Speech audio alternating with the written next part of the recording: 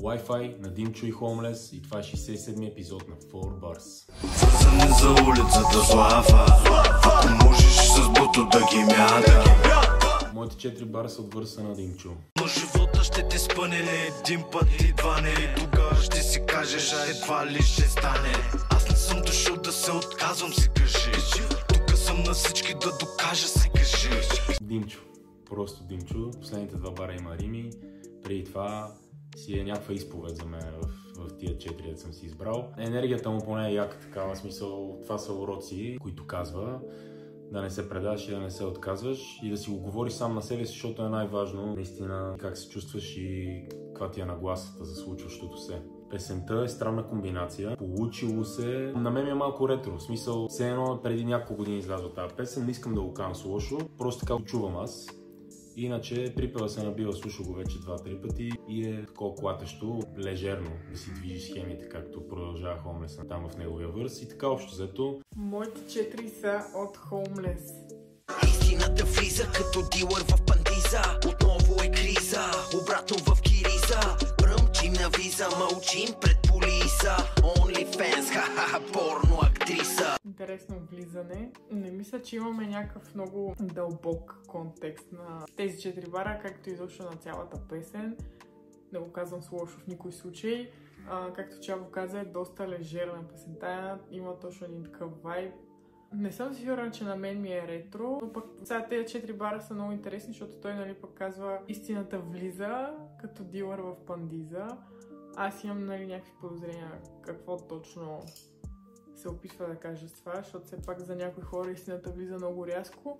Предполагам и при дилърите сега се случва малко рязко. Дори последния бар, OnlyFans, порно актриса, да.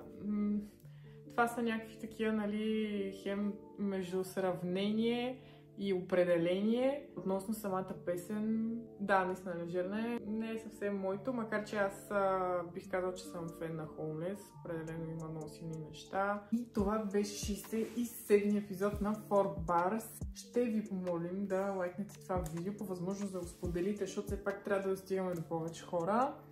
И да ни давате предложения за Your 4 Bars, което следва точно сега в YouTube. Your 4 Bars днес по ваш избор са от Имера и песента Легална дрога, конкретно тези 4. Попа толкова махало, пиян като Морков, се лутам напред-назад и в ръката шофьорска водката. Видя ли ката джия, стоп игра, обръщам посоката, защото като always на телефона не работи, брат. Да. Дано да е ирония това. В смисъл дано да е за парадоксите в държавата. Аз се надявам Имера да е добре и всичко да е наред с него и че това наистина просто е някакво усмиване на хора, за които... Да. Ако го приемем така, вау, браво. Ако е изразяване на себе си, тежко. Съжалявам, да се оправи. Не, по принцип... Но имаше много тънки моменти и в самата песен няма да коментираме май точно тия 4, защото аз много се забърках. Има някакви места, на които ще си кажеш, това е той, смисъл да говори за себе си. После си мислиш, че всъщност усмива тия хора, но... Не мога да... Не мисля, че така ще го изпея, ако това му се случва в момента. Да. И плюс това не може точно сега... Би било супер нелепо и нагло след доста случаи, които се случиха от пияни шофьори, да го изцепиш това, особено в тия 4, дето държиш водка докато караш. Да, и че обръща като види катаджията, за нали, да му се размине. Да, защото много рапъри възпяха Waze вече и това според мен е част от усмиването.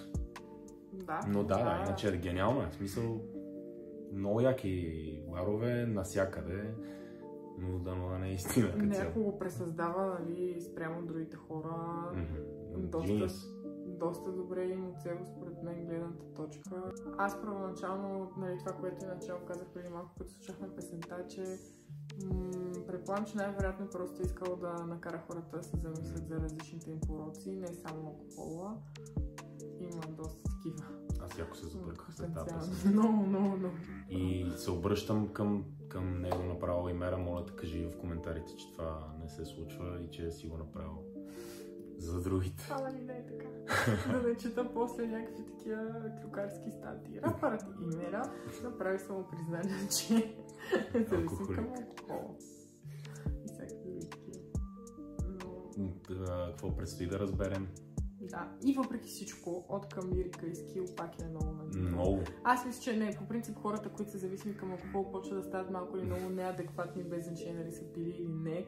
И не мисля, че ако той буквално е станал някакъв алкохолик, ще може да го напише това по този начин. В смисъл, той вече няма да... Въпреки, че той си има този скил от много време, не знам колко време си седи и си остава. Да, има умни хора, деца алкохолици. Да. Има, разбира се. Много влязохме в подробности. Да. Като цяло искам да знам. Да, ако може. Ма те не знаят, че много аз. Една чашка са. Добре. Не. Аз съм почти на 90% сигурна, че това не е така. Наистина просто е някакъв тип пресъздаване на ситуации. Все пак човек има малко дете. Да. Че толкова рано се подбиват хората на такова ниво.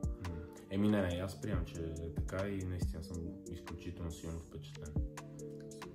Проект. Харесайте песента му, харесайте това видео, абонирайте се за нашия канал и се чакаме в следващите епизоди.